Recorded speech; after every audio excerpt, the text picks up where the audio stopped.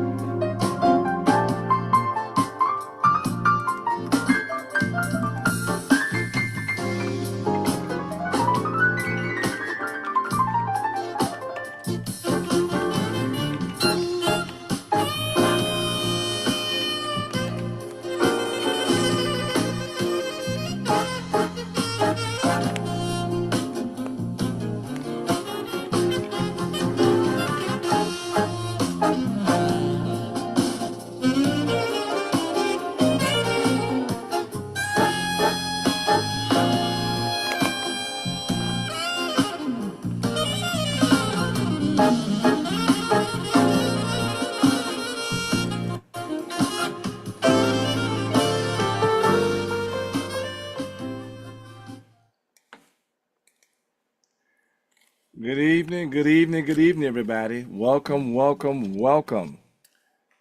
this evening to the TempleCare Matters for the National Baptist Convention USA Incorporated. We're so excited that you have joined us on this evening.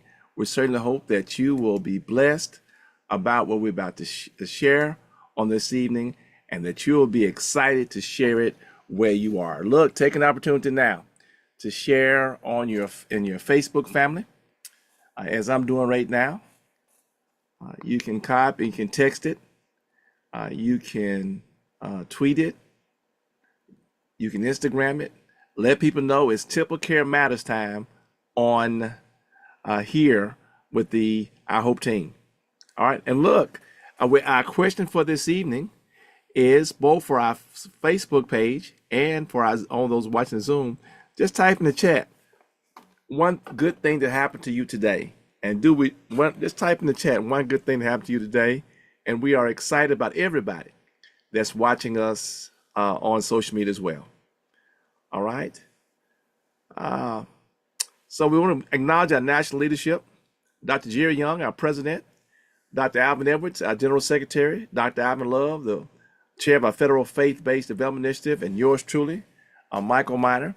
I'm the National Director and the NBCUSA Liaison to the U.S. Department of Health and Human Services, and so glad to be able to serve. All right, well, and this evening's TempleCare Matters webinar, you're going to have three moderators on this evening. We will share about June's Suggested Health Services, which is highlighted by Men's Health Month. We're going to say a few things about our National Baptist Congress, especially our health fair that's coming up June 17th through 20th. And of course, this is Fireworks Safety Month through July 4th. Now, this evening webinar is supported by funding from the NIH's All of Us Research Program. We want you to join our NBCUSA H.O.P.E team in becoming one in a million in one of our nation's most robust research studies. To learn more, you may go to our NBCUSA H.O.P.E page.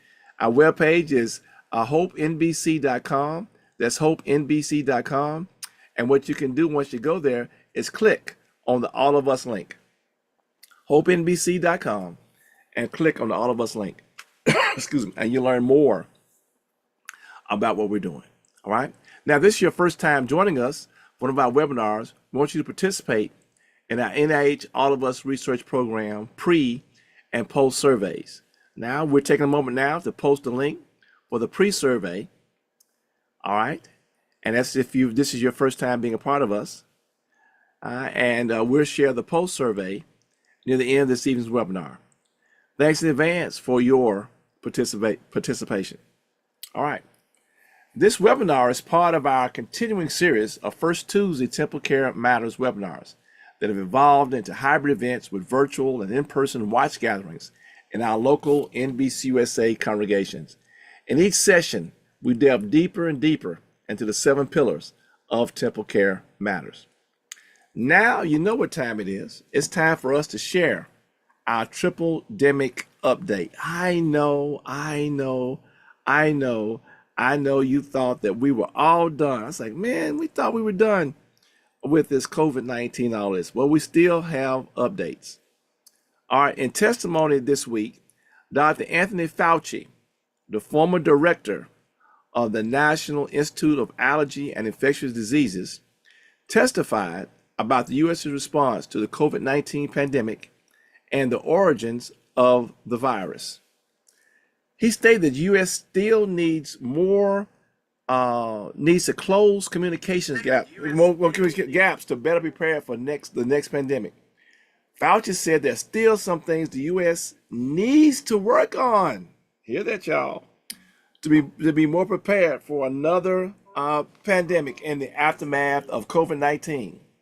He said in some respects, the country is better prepared to deal with the crisis than we were in 2020. But in others, well, he said he was disappointed. But one thing that he hopes the U.S. will do better moving forward is tightening communication between the federal response and local public health officials. Fauci says that there was a disconnect between the healthcare system and the public health system during COVID-19.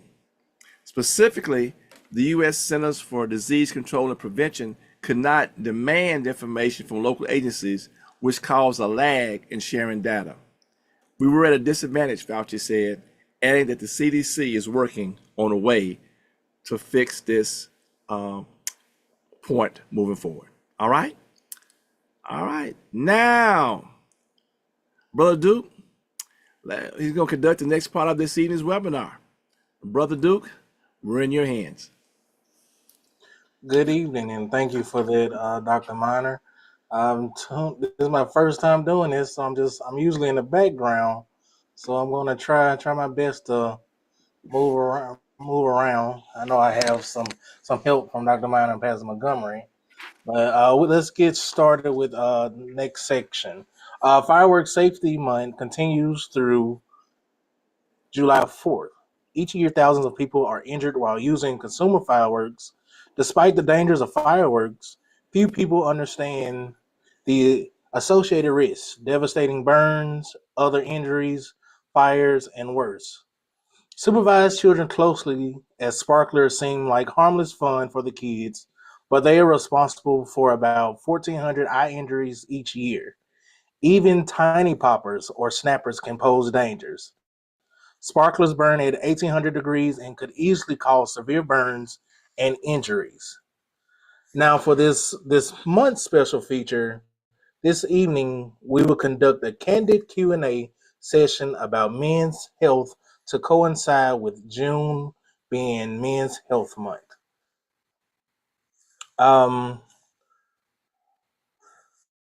We are excited to have two special panelists that you should well know for this month's featured Q&A. We have Dr. Michael O'Miner and our National Director for Hope, and Pastor Bernard Montgomery, our Assistant National Director. And we're going to bring them up on the screen at this time.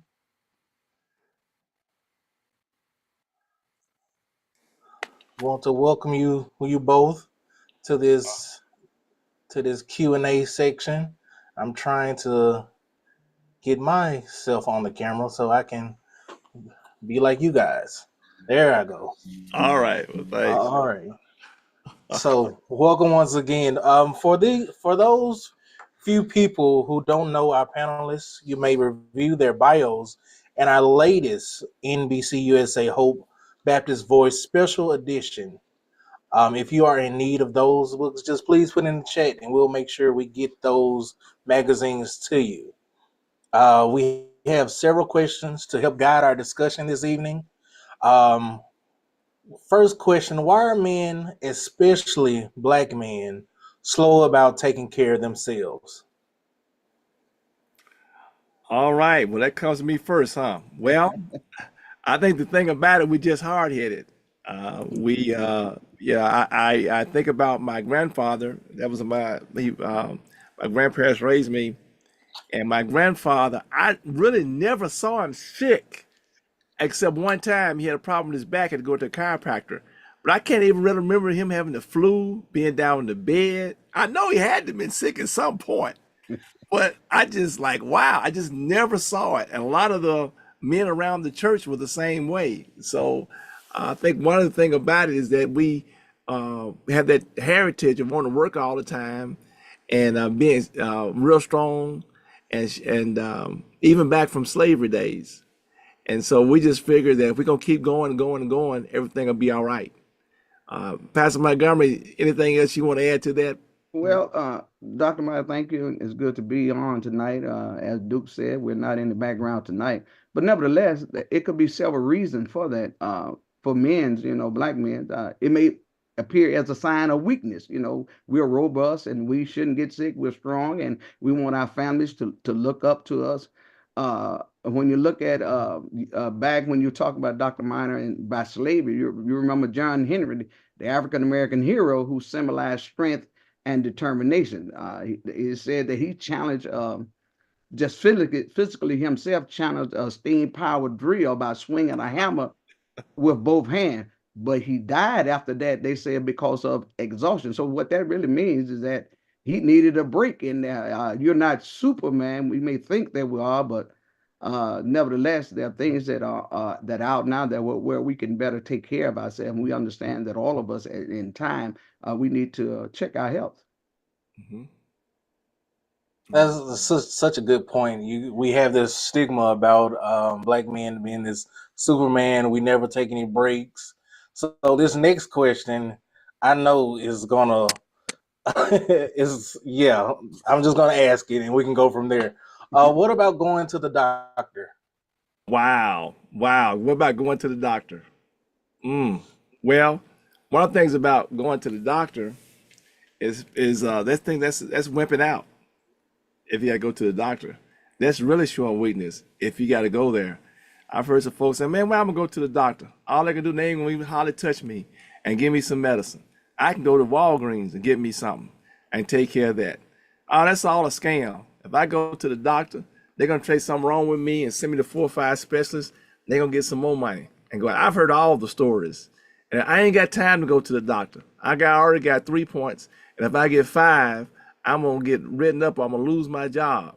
I might go up in there. Or I went up there to the doctor's office. They said I can't get an appointment 2 weeks from now. So, Pastor Montgomery. Well, Dr. Mine, you took a hard swing at the question that's being asked, but I mean, why should I go to the doctor? They don't know any more than I. I've been going to the doctor every time I go there. They change my medication.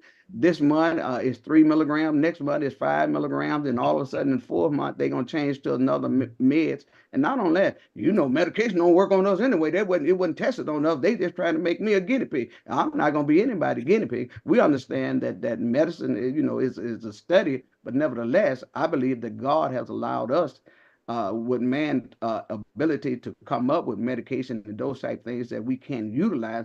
But we have to encourage ourselves to go to the doctor, because if you do not go to the doctor, you're going to be the ostrich. Put your head in the sand, and hopefully, when you pull it out, that the line is gone. And many times, when we do not go to the doctor, there are things that can be worked on or give us medication to get better. But nevertheless, the longer you wait, the worse the case may be, Yeah. because we hear that a lot. If they just had came to me earlier, I would have been able to avoid some of the things that we're going through. Okay. It's funny. Like growing up, I had that. I think that what they call it, that white coat syndrome, where it runs your blood pressure up when you go to the doctor. Yeah. But the older I get, I really appreciate going to the doctor now. I go to the doctor for any and everything, especially now since I'm paying for my own insurance. So on anything, anything that goes wrong, I could have the toenail that's been bothering me. I'll go to the doctor. So as Yeah, much as I'm get your paying money's for it, worth. I Yeah. get my money's worth. I definitely get my money's worth. And we are here to tell everybody on the call, go to the doctor. If you feel like something is bothering you, go to the doctor. Listen to your body. Listen to your body. But since you go to the doctor, what do you do personally, Pastor Montgomery, to stay healthy?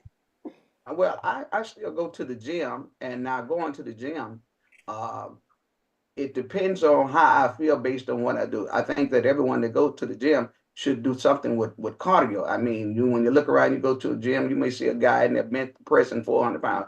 You want to do that, and this is your first day in the gym, you won't get there. But certainly, it's going to the gym. You need long-term goals. Find out what works for you and what's best for your makeup. And you have to make a lifestyle changes with that. And what I mean about lifestyle change is your intake of food. I mean, there are some things, taste bud. There's not many food that I do not like. It's just some things I do not eat because I want to stay healthy and, continue to live a healthy life on this side of glory. Certainly, we understand that the body that we're going to get on the other side, but while I'm here, I want to be the best possible health that I can be in. Dr. Miner, asking you the same question. What do you do personally to stay healthy? And I just want to throw this in because I've heard this all weekend about you being the pastor that banned fried chicken in his church. So, what do you do to stay healthy, Dr. Miner? Well, of course, I try to have a balanced diet. I got to have something green. But one thing I discovered, and it comes back from growing up, eating breakfast, dinner, and supper. I've discovered by eating 3 balanced meals a day through most of my life, that's really helped me. I know a lot of people say they just can't do it, can't get the time, whatnot. But I've discovered if you have those 3 balanced meals instead of trying to eat one big meal or whatever case, that's better for your digestive system. The other thing, dude, because I've had some challenges with arthritis and some other things with my joints, but I still walk. My neighborhood. Matter of fact, I'm the neighborhood. I guess litter picker upper. I got a bucket and one of those things that go around there. So I walk down this way, walk that way, and I pick up the trash. And of course, our church is 26,000 square feet. So instead of pick up the phone and calling back to the back, I just walk over there. So between pick up the trash, walking around my yard, I get my steps in. And then walking, if I feel like if you're not tired from really moving when you go to bed, you're not really gonna sleep well. It's not good for you. So between that walking and my diet, and of course I try to get at least 7 hours of sleep each night. Most time I take my day off, which is Wednesday. Preachers cannot have a weekend day off because Saturday is the official Black burial day, funeral day. So I got Wednesday. So most Wednesdays, because I have Bible study on Tuesday, so most Wednesday I can chill and get some rest. But I think between the walking, the diet, and rest, those things will help me to stay healthy. That's good. That's very good. Pastor Montgomery, you're a veteran.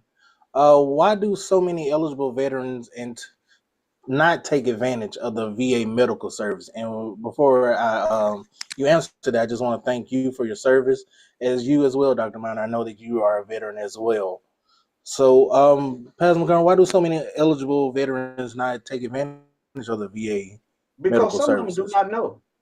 This is what we've been doing for several years for veterans. Now, it does not matter whether you're a service-connected veteran with injuries or whatever the case may be, that you got an injury while you was on active duty or you did not. What I constantly ask veterans to do, to go to the VA and sign up, go to your VA rep and see what you're entitled to. Not only that, but there are programs that the VA has set up for all veterans to be a part of something. Now, there are some benefits that go along with certain criteria. And if you're in that category to where that you have signed up to receive benefits or applied for benefits, do not get frustrated to where that you say, I give them. They ain't going to do nothing. And many times veterans do that. Oh, they don't do nothing down here. I sit here this evening and I got out the military in 1981. And I thank God for over 40 years now, I have not received a medical bill Hmm. from the VA. So that's a plus and one in itself. Now, as of right now, I don't pay anything for medication.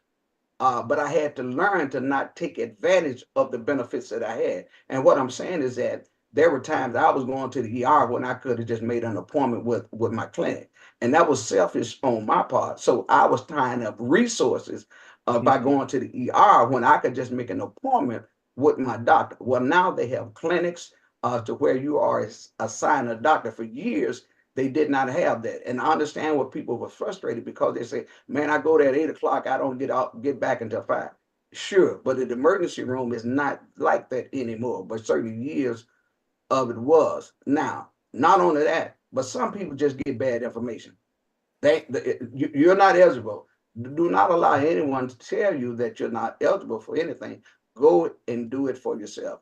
And what I did personally, I have medical records all the way back to 1981. So I would suggest that any veterans ask for your medical records and review. If you think there's something you went through, some kind of tragedy or something during your military career, go back and just talk to your VA rep and see what the circumstances are. I understand that some people have to hire lawyers to get some of the benefits, but if it's not going to cost you anything but time in filling out paperwork, then my brother and my sister go ahead on and do that. And what I would suggest to all that are on this call tonight, talk to your veterans and ask them, listen, have you tried to go to the VA? Just forget about it. Now, for the last several years, VA, they've been pretty good because they got some bad grades, so they've been pretty lenient as far as benefit. But I think the time is now to go and see what you're eligible for. So you're encouraging all members on this call and the ones who are the future viewers to go check out the VA. Absolutely. That's They a can great only tell you no. Then if What's they the tell you no worst? the first time, What's you the go worst back they can tell again. you? Yeah, you got time, so continue to go. Yeah. Pastor Miner, what about men without health insurance? Well, Can you speak about that? I'm glad you asked that, Brother Duke. I get that a lot going across the country. When we get to the point of talking to them and really convincing them they should go to the doctor, then they talk about, well, I can't get benefits through my job, or, I'm a man with no children, I make too much, and all these things. So there's several things we can do. Of course, there's Affordable Care Act, Obamacare. A lot of working people across the country through the Biden administration have qualified for the subsidies. We noticed in recent years, some people complained the premiums were too high. But now with the Biden administrations, we have a lot of people now who are getting a premium for less than $25 a month, some of them from zero. So the Affordable Care Act, Obamacare, is an option for men without health insurance. In certain states, except for those 10 who didn't expand Medicaid, they're working the working poor. A lot of places that if you work, you can go in and you qualify for Medicaid without having any children. What ceases to amaze me more than anything is the number of people across the country don't realize that they qualify for Medicaid. And it's a lot of, especially black men, because they watch the movies like Claudine, and is always talking about the mom and the children, and they don't realize in many states now with Medicaid expansion, you can be a single working adult and qualify for Medicaid. Of course, they're the federally qualified community health centers. If you don't qualify in these other programs, most places have a community health center that you can go to. If it's not free, it's on a reduced scale. They come in and you can be connected with the health home. And I will add this, Brother Duke, for our federally qualified community health centers, especially in our rural areas. I know where I live, my mom used to travel about 30 miles to go to a doctor, but we opened a community health center about 6-7 miles from her home, and she has insurance. And so she started going to that community health center, and they were very thankful to me, because they had told me in years past, to help the folks who don't have coverage, we need more people with coverage to go to these community health centers. So that's something to think about in our rural areas. And can I throw this out to our churches? I know I'm gonna get in trouble for Sure. saying this. I'm gonna get in trouble for saying this, but we have in many of our churches, even rural areas, we have a benevolent fund, and in many instances, two things. One, it may be that a person only needs $30 a month to pay their health insurance. So think about it. Most of our churches can afford to give that church member, if they're in a pinch, $30. Because if they get sick and have to go to the hospital and we have a benefit program for them, we'll never raise enough money to cover their bill. And the other side of that, some of these medications have deductibles. And it would be much better to help them with that $20 deductible than them cutting their pills in half and stuff like that. And I know folks saying, well, they're just getting over on the church. Well, we know our church folks. Come on. If we're in a church, come on. We know the folks in our church, in our congregation. And now you've been around long enough, and you know the folks who are trying to get over, and the folks are legit. So I just want to throw that in for free. Those are some things that we can look at. All right. That's good. That's great information from both of you as far as the VA and through the different things such as ACA, Medicaid, and fairly qualified community health centers. Have you all had any major health challenges you wish to share with us tonight? I'm I'll thankful to start with God. you, Pastor Montgomery. I'm thankful to God, Duke, that I have not had any major illness. The few surgeries that I had is ankle, knee, and those type things from sports. But what I did learn within that, even sports, and even working out, that your body, your muscle need time to rest and to heal back up. Because the old slogan, no pain, no gain, when you're hurting, your body is really telling you something that something is out of sync. So the old slogan or proverb, rather, listen to your body. You need to do that, and your body will talk to you. Also, what I've learned in the gym that when people come in there, they're gonna look at someone else and they want to get like that. And what I constantly tell those that talk to me, you don't know how that person got there. I don't know them personally. There are some things that you can do naturally, but also there are some individuals that take steroids, and that will hurt you in the long run. Oh, sure, you'll get muscular, but 20 years from now, you'll wonder why your kidney and your organs, those type of things are failing, your liver and all that. And so your body will sooner or later will shut down with those uses of steroids, any of those strengthening medication under the table tablets that they use in the gym.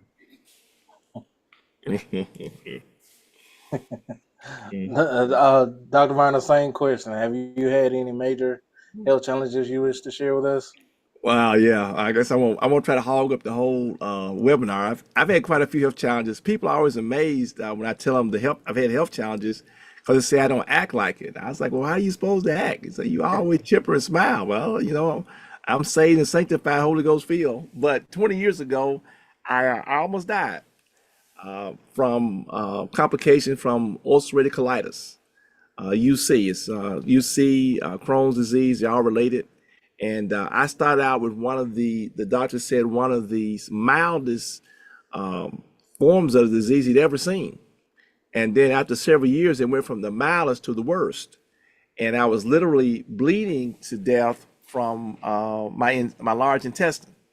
And so they removed, it's about an 8-hour surgery, 10-hour surgery. It's like open heart surgery. And they operated on me, removed my large intestine, removed my rectum, all that out, and they sewed it up, and they covered us had an ostomy because they had to heal my inside of my body had to heal up, and I actually wore a bag for a year, and then I came back and then after I had that major surgery, then there was some complications for that. So about 3 weeks later, I had to have another about 8-hour surgery to work on that part. So I ended up being in the hospital for 6 weeks, and I was out of pulpit for 6 months and off the job 6 months. And that was in the first of the year. It started in February, and then in December I had the surgery to reverse it to put everything back together. And I was in the hospital I think about a month then. And so I've had some challenges with that. So my goal every year is, can I go a whole year without being in the hospital? Because it's had some challenges, but I always keep a positive attitude. And I'm not on Facebook talking about, I'm in the hospital now. People say, well, you didn't tell me. I said, if I told you every time I didn't feel well or sick was in the hospital, I'd be talking to you all the time. The other thing I'd share is I had a heart attack several years ago. Now, I didn't have blockages because y'all gonna trip on me and say, man, you're supposed to eat healthy. Like, I had a misfire. In my family, we have, and it's not directly related, but I'm talking about some about our heart murmurs in our family. But I had a misfire. And I want y'all to know I was smart enough because I thought in the back of my head, there was a pastor in our area who said he had indigestion. He went a whole week with indigestion, took Rolaids, Tom, all that stuff. Well, it wasn't indigestion. He had problem with the heart. He died a week later of a heart attack. And that was in the back of my brain. So I said, let me go to the emergency department. Now, to my amazement, I told them that, I got some chest pains and I got a little shortness of breath. And I want y'all to know, I thought they were going to take me right back to the back. But they didn't. I just sat there probably about an hour. So when they finally got to me, oh man, they went crazy. I mean, nurses coming this way and doctors and all this stuff. And got things says, Mr. Marner, you're having a heart attack. I was like, oh, wow. So my brother was over there, rushed me up there and did all these tests and things. But fortunately for me, it was just a misfire and everything. And I do believe, even though they said it wasn't in my family, And one thing we need to share in our family are those things that are hereditary. In my family, all the males, pretty much of us have a heart murmur. And I've always go to the cardiologist every 6 months, check it out. And I've already told him, if you feel like it's getting to a point where I need to have surgery, I don't want to wait till I get old, but I go in and check it out. And I think as we have these discussions like we're doing now, and we discuss it, I'm hoping that tonight, as people hear this, that they'll be more willing to talk about their experiences, things they have. But I will say, don't be like Slep Rock. That's too old for you, Duke. Very much so. Right. Don't Never go heard around. it a day in my Right. life. Exactly. So don't go around moping, I'm so sick. You want to be lifted up and let folks see what the song said. You don't look like what you've been through. And so that's where we are. And I'm still hoping. I got some big tests coming up. So I'm hoping that I don't have to spend any days. Always my goal right now. Lord, let me not spend a night in the hospital this year. So there we go. All right. Wow, that's an amazing story. Even clergy have major health challenges. We appreciate you both for sharing those stories with us. But speaking of clergy, what can churches do to help advance men's health? All right. Well, let me jump in again by saying we need pastoral leadership. We need pastors to step up and just say, well, let me just a quick example. When I first started with this, Pastor Montgomery had a hard time trying to get pastors to jump on the bandwagon. I finally tell Pastor, look, man, don't you want folks to give in your love offering? I said, well, sick folks can't give in your love offering. I said, taking a bunch of medication, the more money they got about medication, the less money they got to put in love offering. I kid you not. But it worked. That was one part of it. Another part, I said, look, if you still want to be sick and eat crazy and stuff, let your folks be healthy. But we need the pastors in our 31,000 National Baptist churches to take the leadership and just say, we're going to be a healthy congregation. If we can get our pastors, and look, I'm going to say it again. I know some pastors tripped on me because I don't eat fried chicken. I'm allergic to caffeine, so I don't drink tea. I don't like cake. I don't like pie. And somebody asked me, are you black? So Are you a Baptist preacher? yeah. Yeah, but I just told them, we got to lead from the pulpit. We need to be at the same way we up there on Sunday, bringing Jesus up on the cross and put him in the grave and bring him up.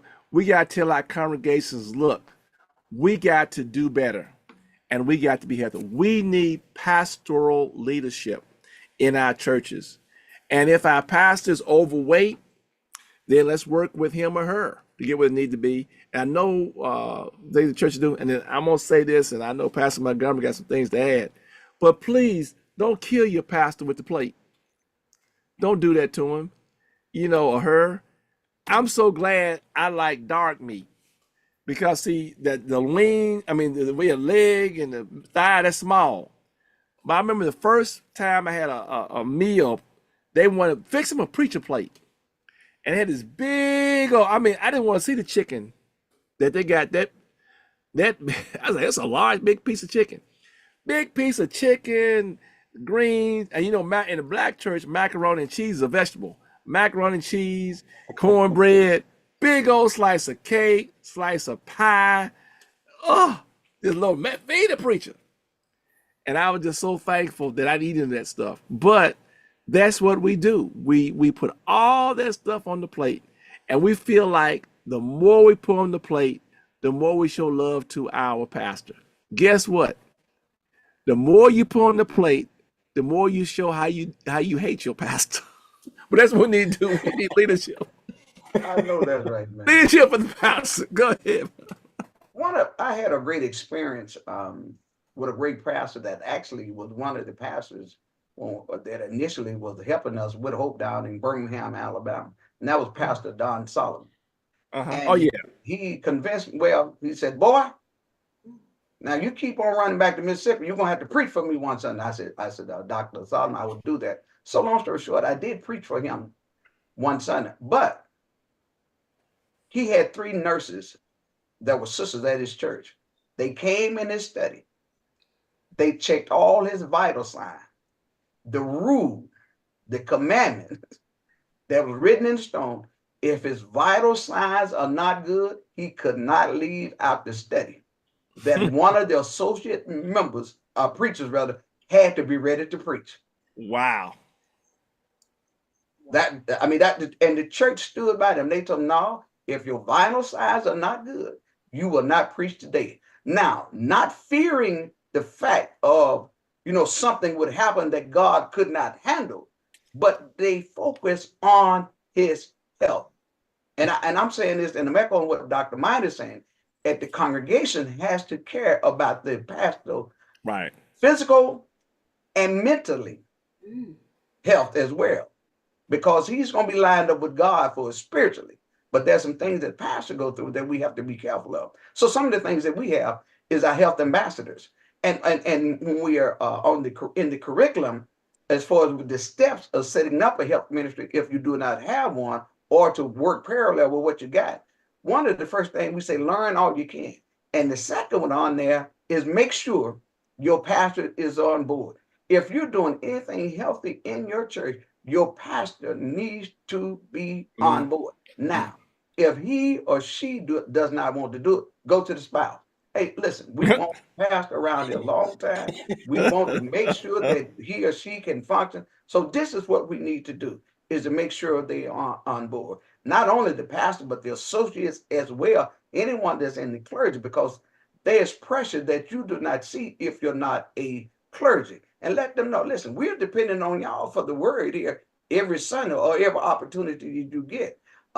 We don't want anyone have a sick list here that got all preachers on there. So certainly those are the things that we want to do. Now, with our ushers, we want them to be observant while they're serving, and to be watchful throughout the congregation. And if there's someone that a family member would notify them that, ABC sister so-and-so go through this procedure, and be watchful of them. So those are type things that, and don't be afraid to call 911. Be ready. You got to have something. Listen, don't everybody in the church faint when something happens. Somebody has to be alert.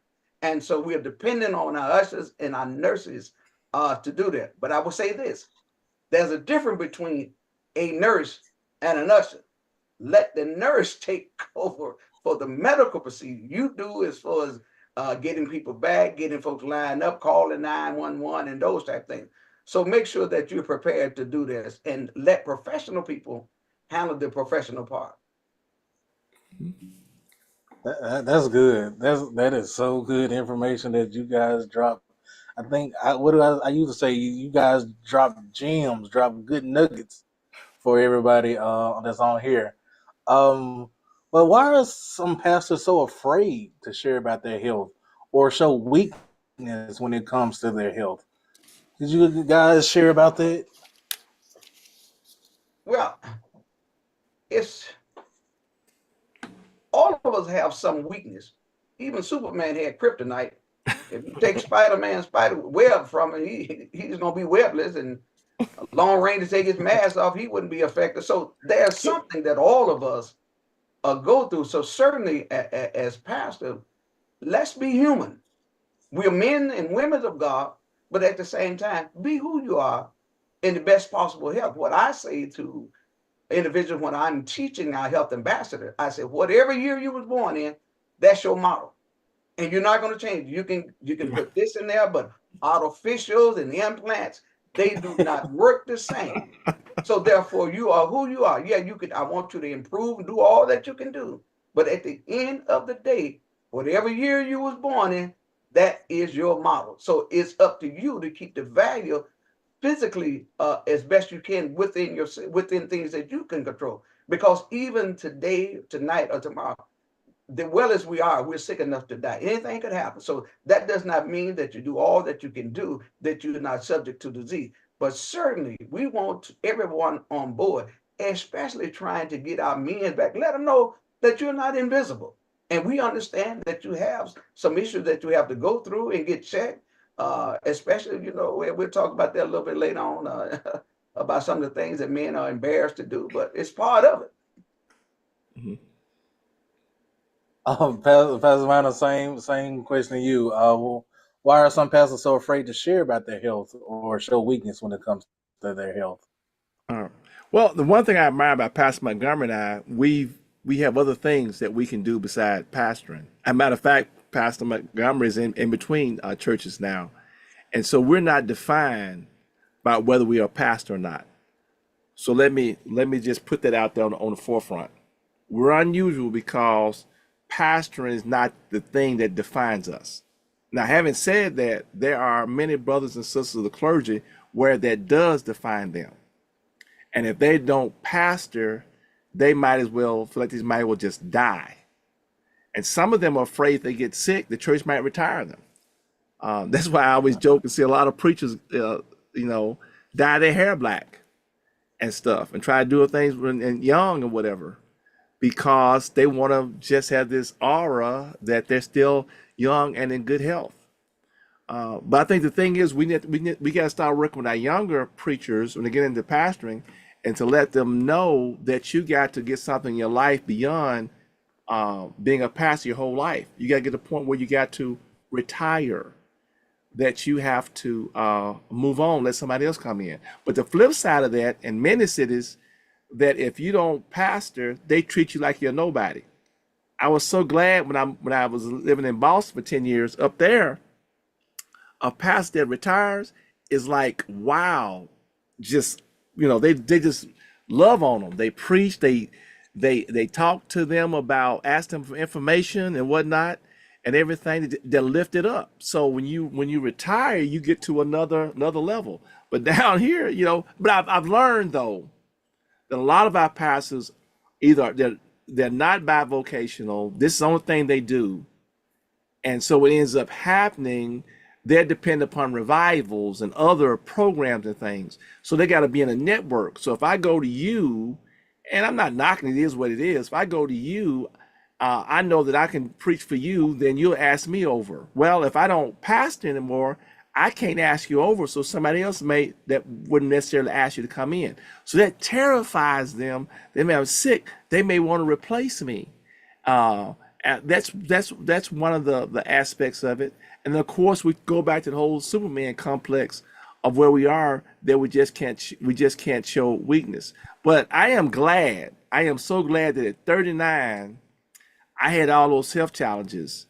So I have no problem in sharing in my church about my health challenges and things. And I feel like I know it's made me a better leader.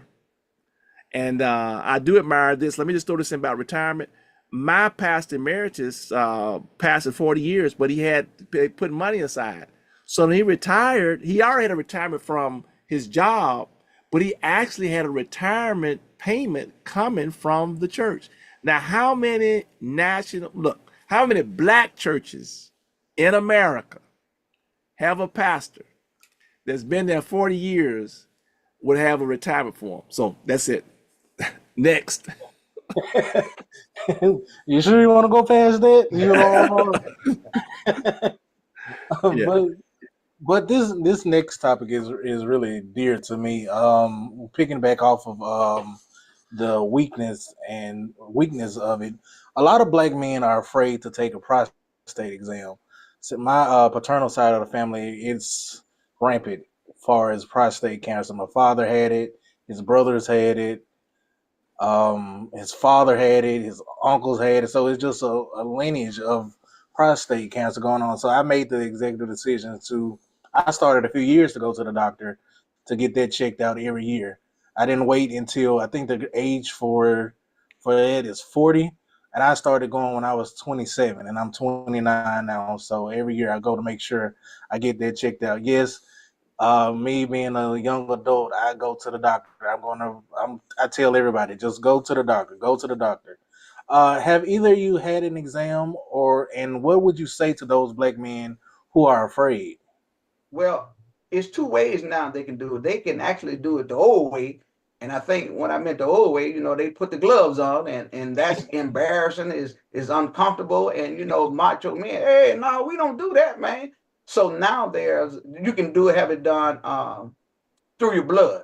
So it just depends on your physician that if you're uncomfortable, and it is uncomfortable for men to do that, ask them about the blood. And as you said, Duke, ask them what schedule should you be on.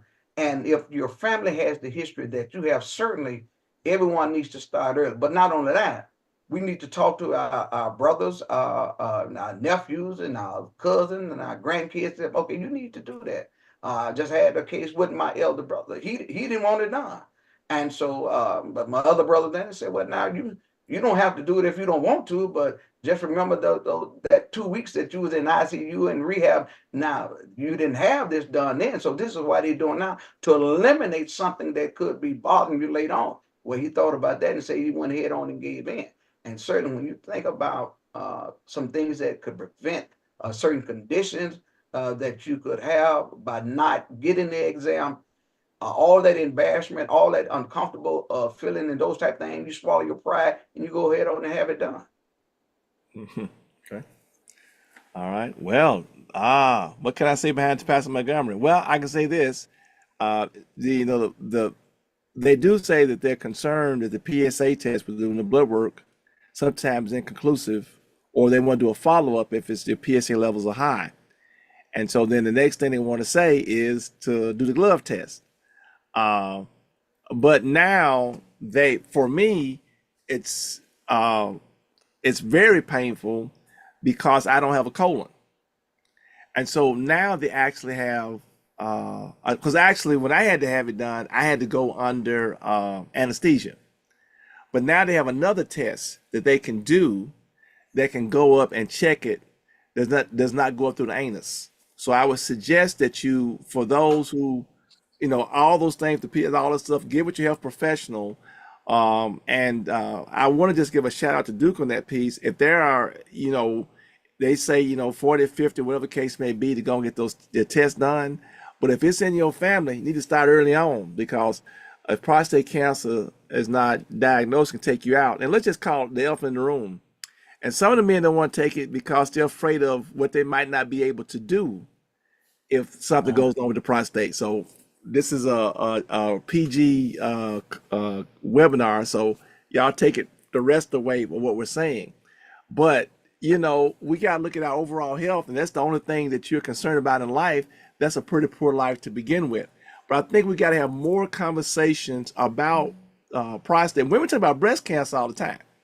I mean, you hear them, I'm a breast cancer survivor and all this stuff. But black men talking about prostate? Oh, no, man. If you're in the barbershop, man, I ain't letting them go up there, man. I ain't know where. But anyway, Duke, we admire you for doing that and saying that. We got to look, Pastor Montgomery, we got to get a video with him on that. We're going to do to let him out there and do that. Absolutely. Yeah. All right. Good question. All right. Next question deals with your family. I know you both love your children and your grandchildren, and I think Pastor Montgomery, you're on the grand dog now, if I'm not mistaken. Yeah, he's more important at the house than I am. What role do they play in keeping you healthy? Say it again. I'm sorry, Mission. What role do they play in keeping you healthy? Well, you know what? About 3 weeks ago, I did have a procedure with kidney stone, which I was, just go in, and doctor said probably about 45 minutes. So my brother took me, and I did not tell my daughter and my son. But when I came back to the recovery room, my brother texted my wife and my children, say that I'm back in the recovery room, I'm doing good. Man, I had about 80 texts. You didn't tell me. Why you didn't tell me? What you didn't do that? Well, I did not scold them or tell them it was none of their business, because they were concerned. Number one, because again, as I said earlier, I have not had a serious illness where I have been down for even days at a time. So they have saw me, and from a man's standpoint of being healthy and doing things. So when I go to the hospital for that, they like, this Jesus was coming back or something. And so now my daughter, she leads the charge. Now my son, he's gonna say something, but when she leads the charge, he's gonna jump in. And when they called me and asked me why I didn't tell them, I said I plead the fifth on that. And then I talked to the doctor. He says, well, in a couple of days, you'll be okay. You know, make sure you don't have a fever. So about that fourth day, I went out there more in the yard. And man, was that a mistake? Both of them called. Your dad out there. You go out there and talk to him. So I get back in the house. Again, what I do, I plead the fifth. I did not scold them because at some time, as your children grow up, they need to be concerned about your health more so than about that dollar that you're able to give them. Yeah. All right. Well, now I know you're coming to me now, Duke. Yeah, they get on me all the Yeah. time. I did like Pastor Montgomery. I made a mistake, and one time I was in the hospital and I didn't tell them. They went off. They said, my baby girl called me Pop. Pop. They said, we want you to conk out. We want you to be around. You let us know. You take care of your health. You doing right. You listen to Mama Lottie and make sure they're doing the right thing. So, and now I get the grandchildren come behind the same thing. You take care of that. We want you to live a long time. We come down to funeral and stuff like that. So, you get your children and your grandchildren lined up there. They'll make sure they come in and do the thing. 'Cause sometimes they'll text you, how you doing? Or you doing this thing? You take care of this thing? Or if I don't respond fast enough, they'll text Sister Mine and say, is he doing all right? Is he being things? So children and grandchildren definitely are important in this health situation. Wow. I'm glad they keeping you guys on your toes. We've covered so much in our discussion. Is there anything else you would like to add for everyone on here tonight? Well, what I would say to encourage all men to know your numbers, your blood pressure, whether it's high blood pressure or low blood pressure, your cholesterol, your diabetes. Understand your number, and not only that, have knowledge of your medication. I know the doctor don't prescribe, but you need to have at least an elementary idea of what's in it and what's the side effects in your medication. Not only that, about your refill, because now I think most medication now is probably going up to 90 days, and also the expiration date of your medication, and have a list of all your medication available for you. I mean, just ask your doctor or the nurse there to print it out. And not only that, Duke, I think it's okay for men to talk to other men about their condition. As Dr. Miner said earlier, there's some things, that we can't really make plain because we on this Zoom and we understand that there's some women here, so we can't just say it like we want to say. But nevertheless, I think that we can get our point across. And also, lastly, I would say this: when it comes to your health, do not become a character, and bad health defines you. What I'm really saying, do not go to a buffet. And when the folks there, well, they know I'm coming in here, they got to set me out 5 plates. They know what I'm going to do. That's becoming a character of food, what makes you subject to being obese and bad health. And not only that, let's be careful about, well, listen, I got to have me 3 Cokes a day. No, you really don't. So let's not be character when it comes to our health. I had a good friend of mine, and he would drink beer, and people in the community say, every time you see him, he's going to have a beer. And he made that as an example, that he would have beer in his coat pocket, in his back pocket, and front pocket. And they went to say, what y'all think of that? And he did that as a character. And before you know it, he was dependent upon alcohol, and his liver and kidneys, all of those things failed on him, and he expired because he initially started out as being a character. He was going to be one individual that when people drive by in the morning, he would be standing on the corner with a beer in his hand, laughing and waving at people. So do not be a character when it comes to bad health, because that's what, we had a football player that played with the Chicago Bears, and he was called a refrigerator. So in his commercial, he had to have a lot of food on his plate because of a character. Okay. So what can I add? Well, I think the one thing we didn't talk a whole lot on, but needs bear saying, is about depression. One of the things when I was in the hospital all those days, I got depressed. And part of the depression was, it seemed like the more I prayed, the sicker I got. And that was rough. And then it was also with my physical ailment. It caused some of my hormone levels to be out of whack. It never got to the point now of being suicidal, but that depression was just rough. It was just terrible. And I think, black men, it's black people in general, it's tough talking about mental health, but black men, I mean, that's really tough dealing with that situation. But I think we got to have some discussions because we heard during the pandemic where there was some black pastors that took their lives because they were depressed about what's happening. I mean, you can get depressed. I know I've been in churches where I've heard deacons said that they're not supposed to be the pastor's friend. It's supposed to be an adversarial relationship. But we're Christians. And do you realize that if you keep beating up on the pastor and the first lady all the time, that's just going to take a toll. I mean, it's just over time. You keep saying over and over again, and that stuff gets back. And people want to get back to the pastor and everything. And that wears it, and that weighs the pastor down. And so 988, that number, the text or call, we need to, as in our pastors, our black men, we need to not feel like it's wrong to admit that we're having mental health issues, wrong that we're going through depression, wrong that we have some other issues that we have. I'd much rather you come out and share that and feel embarrassed than you take a gun and blow your brains out. And then we have some families that have a history of mental illness. And if you know in your family you had a history of mental illness, so there needs to be discussion about that. We're quick to pray for you if you have the flu or cancer, something like that. But if you come out talking about your mental illness, oh, they crazy and stuff like that. But we got to be bigger than that, especially as National Baptists. We're the nation's largest black denomination. We have to be the example for everybody else. There are not a lot of denominations that's coming out and they're black are talking things like we're talking about tonight.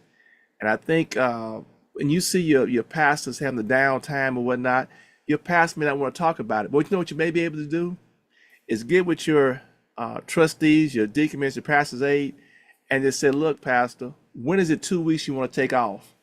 We're going to pay for it so you can go and get you some rest and relaxation. And then the other part about it, instead of being part of the band that comes in talking about every wrong thing the pastor's doing, why don't you be part of the people that's encouraging your pastor? And then when folks are coming in, bashing on them, you get in front of it and make sure you speak up for your pastor and do those things in that. But let's focus on that. I remember that one time I was on the phone and Pastor Montgomery, your wife, called the house. And wow. I sounded so bad on the phone. Remember, you ever forget about it, but your wife called you and talked about how bad a shape I was in and whatnot and everything. But I was just going through. But I'm thankful to God that I'm still standing and where I am now. But again, I think you should build in to all the pastors. Don't just have them take time off. And please, going to the National Baptist Congress or the convention is not a vacation. No, I'm saying it real loud. No. Give them some money and send them on a vacation to a real nice place. And don't call them. And give them plenty of money so they can go out and do that. Okay? So they can enjoy themselves. That's your leader. Look, Jesus did that. I mean, Jesus took time off. And he's the Son of God. But anyway, we run along tonight. But you asked, and you get the two wrong people on the call tonight. Me and Pastor Montgomery to talk about this stuff. But that's it, Duke. Oh, but that's good information. And I just want to piggyback off of that. It's okay not to be okay. Sometimes if you feel bad, listen to your body. I'm a big, like I say, all night. I'm a big advocate for going to the doctor. Just here recently, I haven't really shared with anybody, and I'm sure my mom's on here. She's gonna flip out about this, but I went to the doctor. I just was feeling tired. I didn't know what was going on. I had a surgery back in February, and I had to go to radiation every day after that. And so I was just thinking that it was just the radiation that was taking a toll on my body. But I found out when I went to my primary care physician that my vitamin D levels were low. Normal vitamin D levels are between, I believe, 30 to 70. And so when I got my results, it was at a 10.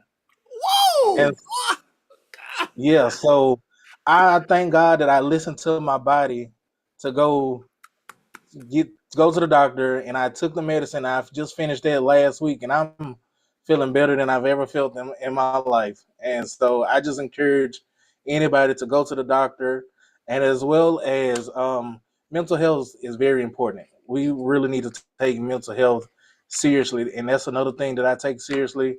I have a therapist. I go to a therapist. Actually, I had an appointment today, and it's okay just to sit and just to talk to somebody and just get it out, and maybe they can offer feedback to you. But like Pastor Minor said, we've ran over, so I don't want to continue on. But if you feel like you're not yourself, go to the doctor or tell someone. Thanks so much, Pastor Montgomery and Dr. Minor. You have really enlightened us this evening. We will take time now to answer a couple of questions. I know I saw two in the chat. Does fear and money have anything to do with black men not going to the doctor? All right, Pastor Montgomery.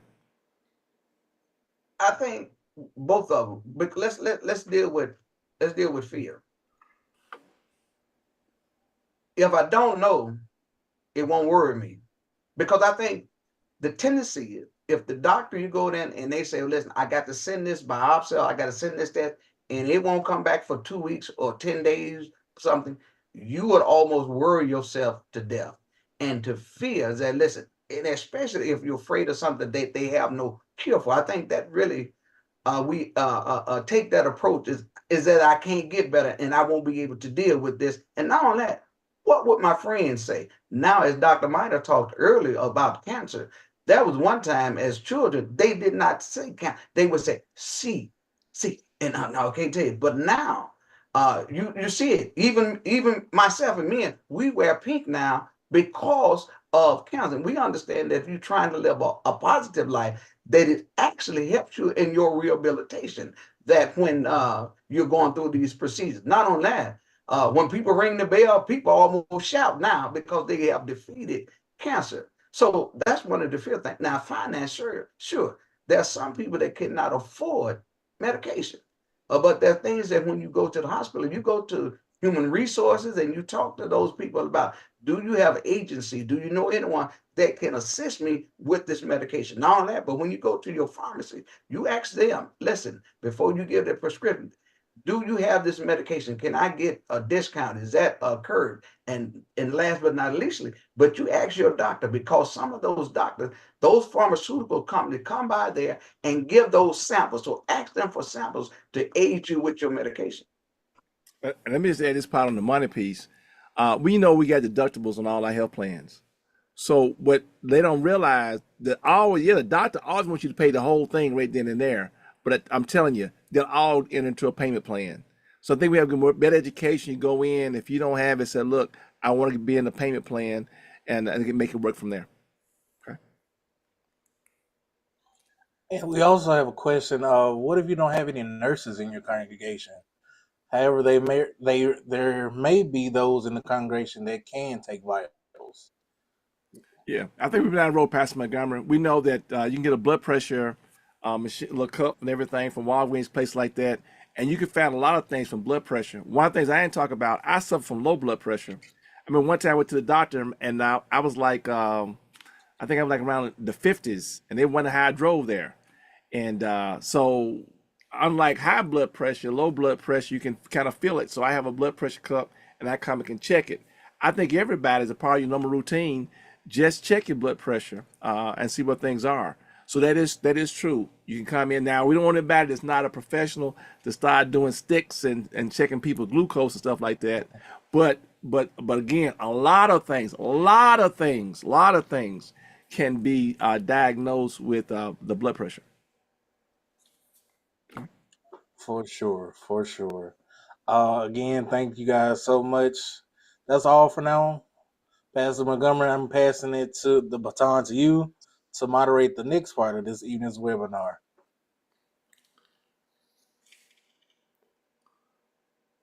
All right. We're ready to get started here. As Brother Duke has said, the baton is now in my hand.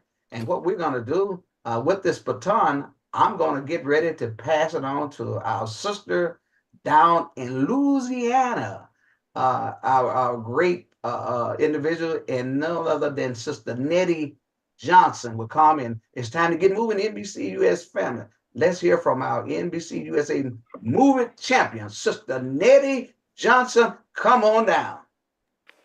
Good evening, everybody. I feel like I just want to go. May the Lord watch between me and thee while we're at and just close out. Because let me tell you, that was phenomenal. And I know that you three were, so engaged in conversation. I hope that the chat is saved and that you have an opportunity to look at what folks were saying about how much, you were just really blessing us. This was such a needed and transparent conversation. And we just thank God and thank you for your sharing of facts and the spiritual foundation and your experiences and your wisdom and just flat out common sense and telling the truth. So that was just amazing, absolutely amazing, and so needed and helpful. Really quickly on Lessons National Baptist, we just want to say it's getting hot out here, and with heat coming, the temperatures being much higher this summer, we're expected to have record highs throughout the summer across the nation. Inside Let's Move National Baptist in the band, there is some very important information about heat safety when you're out, not only exercising and doing sports, but if you're out doing the lawn, if you're just working, walking, whatever, ways that you can, as Dr. Miner said, when he, knowing the symptoms, was, on alert and saw the signs of a heart attack, or when we had last month the individual saying the same thing about stroke. There's information so that you can be aware of when you may be possibly experiencing heat stress, heat exhaustion, or heat stroke, things to prevent it, to recognize it, and then what to do if you happen to be in any of those situations. So please be on the lookout for that. Please continue to monitor your movement, and congratulations to those that are moving. We need to see more of you all reporting. So congratulations to those that are reporting. To those that aren't, we need to see your numbers because we need more numbers. So we're not going to do a drawing this time because we need to have more people turning in those numbers. So we know you're moving. Let's see your numbers, show those receipts, and we will catch up with you all next time. So keep moving for your health. And that's it from Let's Move National Baptist. Wow. Thank you, Sister Nettie. Moving is a good thing. Let me tell you something that moving, I was for years, I would wonder why my great-great-grandmother would say, boy, get up and bring me this, boy, get up and bring me that. She had limited mobility at that age, but certainly now that we understand how important moving is, so let's move. Also, we're reminded that everyone about our NBC USA are collaborative with the National Institution of All of Us research program. Our community isn't just unique in culture and tradition, but also in our health needs. Participating in the All of Us USA research program is a step toward making such health research consider all our needs. And they are very many, but certainly this research can aid us, especially people of color. And now we know the history that we look back what has happened to us in the past, but nevertheless, there are things in place now that is much better than it was 50, 60 years ago. To learn, you may go to our NBC USA Hope webpage at www.hopenbc.com and click on All of Us, spotlighting NBC USA / All of Us. And so let's do that. Not on that, but we want to encourage everyone to join us in Memphis, Tennessee, in less than 2 weeks, June 17th through June 21st, 2024, for the NBC USA Congress of Christian Education. As we have done for the past 20 years, we will be hosting our NBC USA Hope Health Fair. So we want everyone to come by our Hope table. It will be somewhere near the main assembly. Stop by our health fair to learn more about the great work your NBC USA Hope team is doing. As Dr. Miner stated earlier, if there is or better yet, if this is your first time, join one of our webinars. We want you to participate in our NIH, all of us research program, pre and post survey. We are passing the link for the post survey now. Duke, if you will put that in to the chat so they can get that. And we thank you again for your participation. We have covered much this evening, but the best part is coming now. We want to hear from you. You may type in the chat or raise your virtual hand for those watching on social media.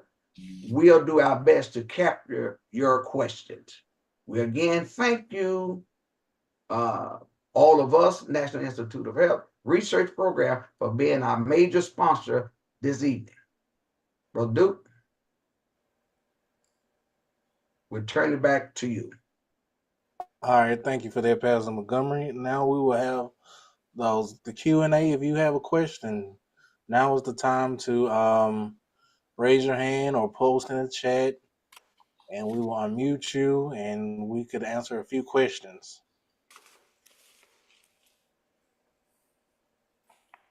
Checking the chat now to see if we missed any questions earlier.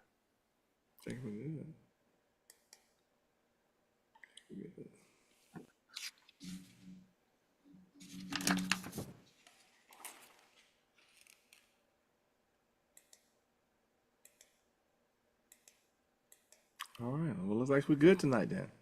All right. Turn it over to you, Dr. Miner. All right. Well, thank you, Brother Duke. This includes our Q&A section. Look, we want to not forget that June marketing updates, Men's Health Month, the National Health Fair during our National Baptist Congress, the 17th through 20th, and Fireworks Safety Months through July 4th. You may download the complete list of our annual health and observances from our website, hopenbc.com. You also find additional resources there that may be helpful for what you're trying to do. Upcoming events, of course, is our National Baptist Congress. We haven't announced this yet, but we're going to put it out there. So in the fall, we are hoping to go on location for our TempleCare Matters. So if you are interested in hosting us, we'll hopefully be somewhere within decent distance the first go round. But if you're interested in hosting, we'll come there. Of course, we'll still do it through Zoom, but we would love to come to your location. And as we expand this and keep doing this, we want to be able to go on the road and go on location with our TempleCare Matters webinar. So just email us at info@hopenbc.com, info @hopenbc.com, and that's where all information go. Get your information, and we'll work on it. We'd love to do at least one on the road. We'll go there, and we'll hope to have a live audience, and we'll have some things there, and we'll share it as we expand. All right. Now, as a reminder, we'll not have a webinar next month. It's July's a month we take off. Yes, we practice what we preach. So we're not having a webinar. We know July's is Minority Mental Health Month. We'll be posting relevant messages on our social media platforms. Have a look out for there, a couple of videos that we'll post that'll be helpful. Now in August 6th, we'll come back for our next webinar. We're going to talk about National Immunization Awareness Month, National Breastfeeding Month, and we'll put some information up earlier about August 1st, which is National Minority Donor Awareness Day. All right. So now you may join us on the web and social media. We got our webpage, hopenbc.com. We're on Facebook at National Baptist Convention USA Incorporated Hope Health Initiative. We're on Twitter, Hope_NBCUSA, and YouTube, NBCUSA Hope. And look, we're working on our YouTube page. We've been doing so many things. We were still trying to recover from the COVID. I do want to say that we thank you all for allowing us to provide the leadership during the COVID-19 pandemic and the work that we've done, but we're working on our YouTube channel to make it much more user-friendly. Again, if you'd like to enroll in our NBCU Hope Health Ministry training in person or self-paced, email again info @hopenbc.com or call 901-603-0762. 901-603-0762. And we'll also put this in the chat for those watching on social media. We appreciate your feedback and like for you to kind of to complete our webinar survey. All right. We post a link in the chat and you'll be able to take it from there. We appreciate the tireless work of our awesome NBCUSA Hope team. Yours truly, Michael O. Minor, Dr. Desi Levy, Lighty Minor, Sister Lighty Minor, Sister Nettie Johnson, Pastor Dexter Moraney, Sister Ellen McKnight Hill, Dr. Felisa Washington, Minister Geraldine Moore, Sister Miss Loretta Miller, Dr. Lavora Williams, Miss Bettina Campbell, Dr. Marion Talley, and Brother Thomas Duke Robinson. Our 7 regional coordinators, Pastor Daniel Blackburn, Northeast, Sister Brooklyn Rogers, Southeast, Pastor Bernard Montgomery, Southwest 1, Sister Linda Copper, Southwest 2, Sister Teresa Fells Farr, Midwest, Sister Tafara Robinson, West, Pastor Richmond Johnson, Far West. And then connect with your regional coordinator. You know what you're going to do? info@hopenbc.com. We know that some of you all have additional questions or comments that are watching us on Zoom, so we'll formally close this evening's webinar in just a moment. We'll then open the mics for a general Q&A session. We will see you August 6, 2024 for our next TempleCare Matters webinar. Finally, we acknowledge our president, Dr. Jerry Young, who reminds us to envision the future exceptionally. This has been a production of the National Baptist Convention, USA Incorporated, the nation's largest Black denomination. God bless you and God keep you is our